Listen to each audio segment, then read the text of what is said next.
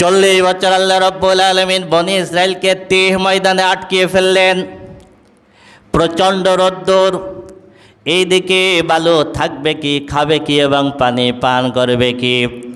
মুসা আলাইহিস সালাম আল্লাহর দরবারে দোয়া করলেন। আল্লাহ রাব্বুল আলামিন বললেন, ওয়াজাল্লালনা আলাইকুমুল গামামা ওয়া আনজালনা আলাইকুমুল মান্না ওয়াস সালওয়া। আমি রব্বুল আলামিন বনি ইসরাইলের তিহ ময়দানে তাদের ছায়াদানের জন্য আকাশে মেঘমালা দিয়েছিলাম। সুবহানাল্লাহ। এই মেঘ এসে গেল, তিহ ময়দানে মেঘের ছায়ায় তারা থাকতো। ওয়া আনজালনা আলাইকুমুল মান্না ওয়াস সালওয়া। আমি রব্বুল আলামিন তাদের খাবারের জন্য আসমান থেকে মান্না এবং সালওয়া নাজিল করতাম। সুবহানাল্লাহ। মান্না এবং সালওয়া নাজিল করতাম। মান্না কি? মান্না হলো ঘাসের উপরে, তারপরে গাছের পাতায় দুধের মতো সাদা হালকা জমাট এক ধরনের খাবার আসমান থেকে শিশির বিন্দুর মতো নাজিল হতো। সুবহানাল্লাহ, সুবহানাল্লাহ। তার মানে আমরা রুটি বানানোর জন্য যেমন আটা খামির করি, ওই রকম একটু হালকা খামির খামির ভাব, কিন্তু দুধের থেকে সাদা এবং মধুর মতো মিষ্টি, এটা অটোমেটিকভাবে আসমান থেকে নাজিল হতো। সরাসরি খাওয়া যেত, ওটা দিয়ে রুটি বানায়ও খাওয়া যেত। ওয়া সালওয়া, সালওয়া হলো আসমান থেকে ভুনা পাখির গোস্ত নাজিল হতো। সুবহানাল্লাহ। পাখি ভুনা হয়ে ওই অবস্থায় নাজিল হতো। আল্লাহ রাব্বুল আলামিন তাদেরকে এই দুটো খাবার দিয়েছিলেন আর বলেছিলেন, কুলু মিনাত তাইয়্যিবাতি মা রাযাকনাকুম। আমি রব্বুল আলামিন রিজিক হিসেবে যেটা দিয়েছি সেটা খাও। ওয়া মা যালামুনা ওয়ালাকিন কানু আনফুসাহুম ইয়াজলিমুন। তারা আমি আল্লাহর উপরে কোনো জুলুম করতে পারে নাই, বরং তারা নিজেরা নিজেদের উপরে জুলুম করছে। খাবার হলো, ছায়া হলো, পানি পান করবে কি?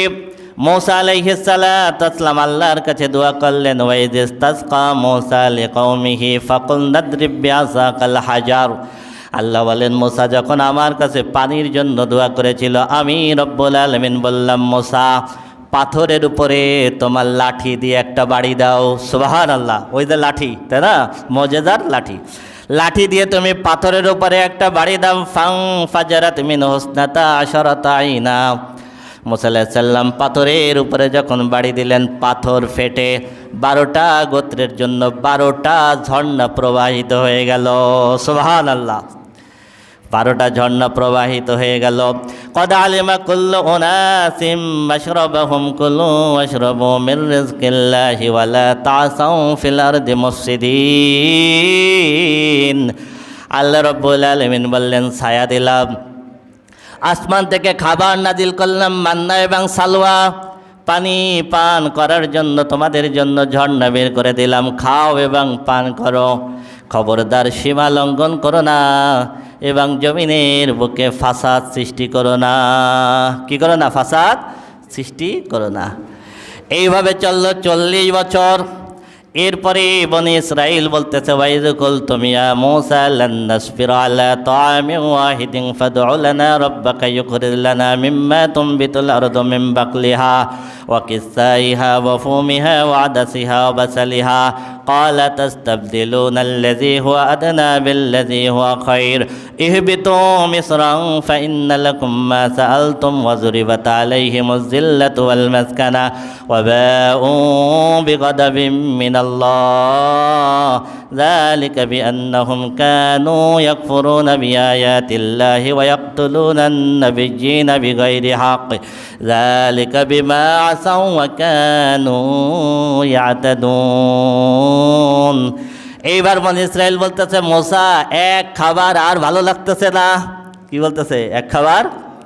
তুমি আল্লাহর কাছে দোয়া করো, আল্লাহ যেন আমাদের জন্য জমিন থেকে বের করে দেয় শাক সবজি, যেন বের করে দেয় গম, যেন বের করে রসুন, যেন বের করে দেন ডাল, যেন বের করে দেন পেঁয়াজ, মানে তরি তরকারি।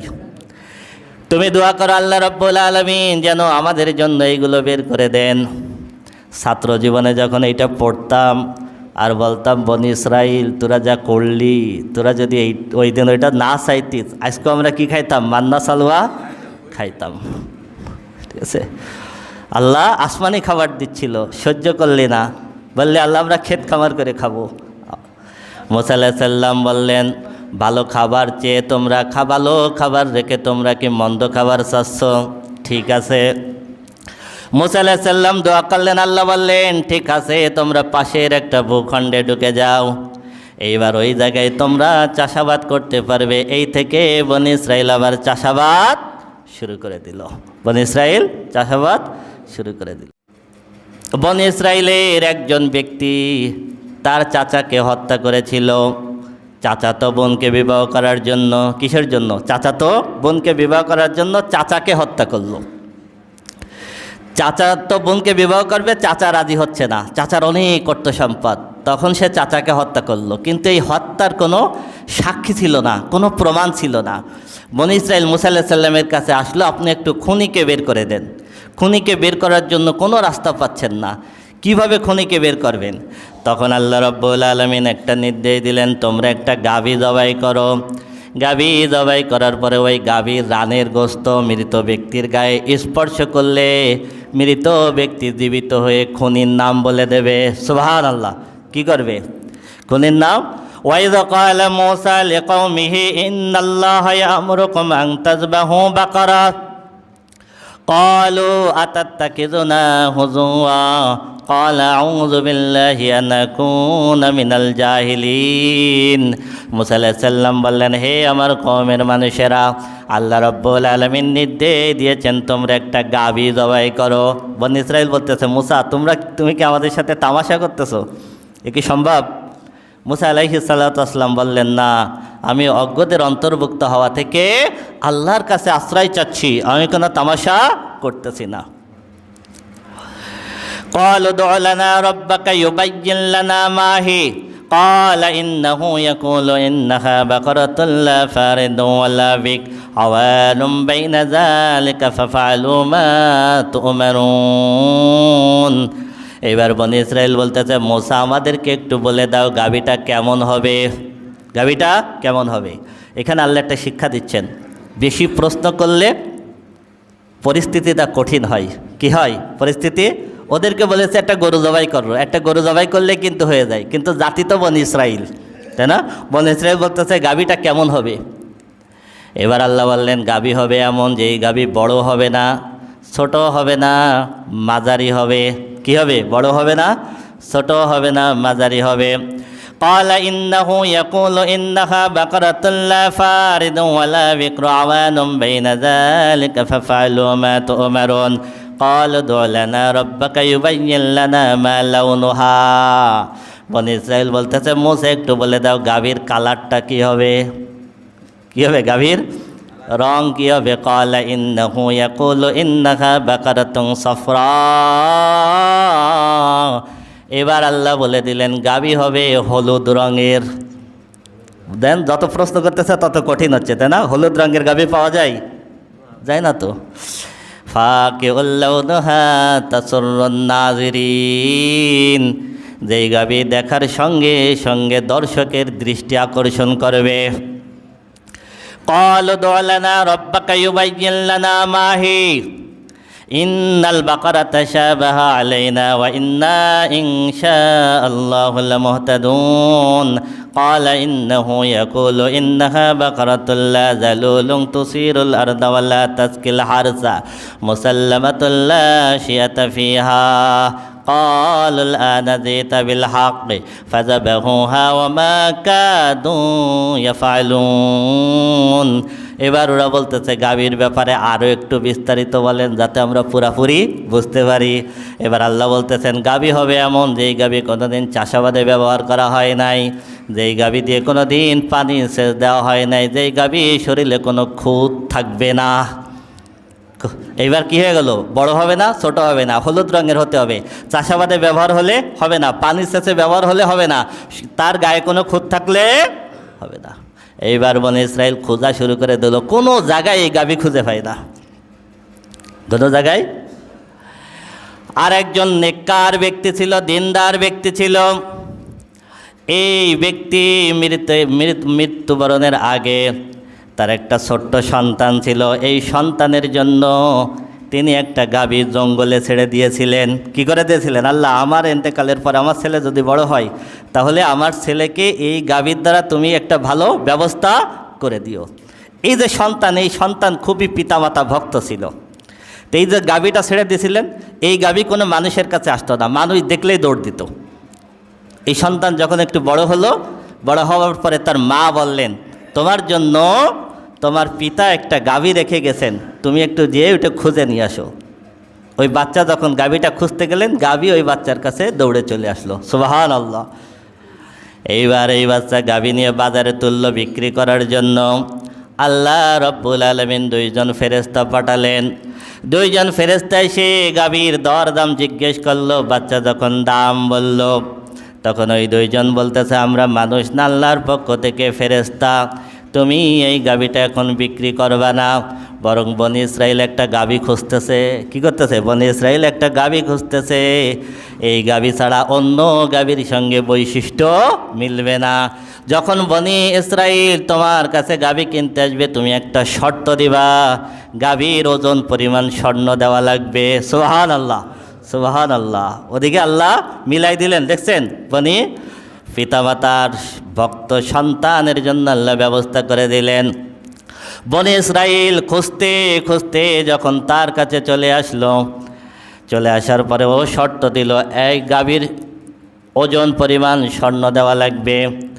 বনি ইসরাইল ওই পরিমাণ স্বর্ণ দিয়ে গাভী ক্রয় করে নিয়ে গেল। সুবহানাল্লাহ। ওয়াইদ কাতালতুম নাফসান ফাদ্দারাতুম ফিহা আল্লাহু মুখরিজুম মা কুনতুম তাকতুমুন ফাকুলনা দ্রিবুহু বিবাদিহা কাযালিকা ইউহয়িল্লাহুল মাউতা ওয়া ইউরিকুম আয়াতিহি লাআল্লাকুম তাকিলুন। গাভী এনে যখন ওর সঙ্গে স্পর্শ করলো, সে জীবিত হয়ে মৃত ব্যক্তির নাম, ভাতিজার নাম বলে দিয়ে আবার মারা গেল। আল্লাহ রব্বুল আলামিন বললেন, এভাবেই আমি রব্বুল আলামিন মৃতকে জীবিত করব। সুবহানাল্লাহ। এভাবে আমি আল্লাহ।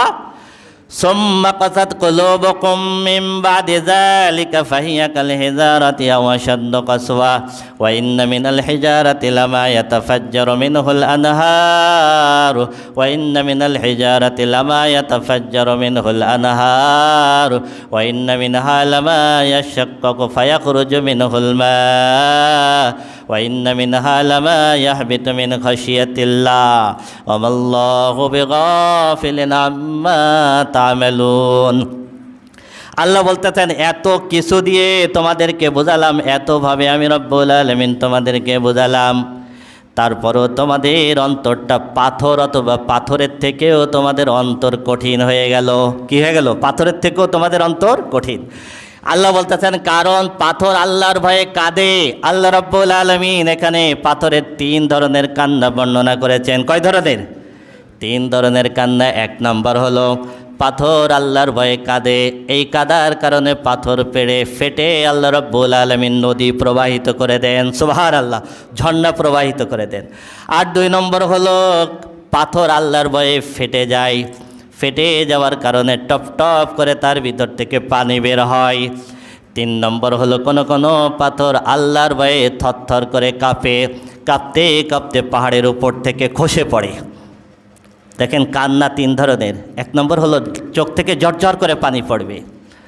আর 1 ধরনের কান্না হলো আপনার বুক ফেটে যাবে, চোখ থেকে আস্তে আস্তে 1 ফোঁটা 2 ফোঁটা পানি বের হবে।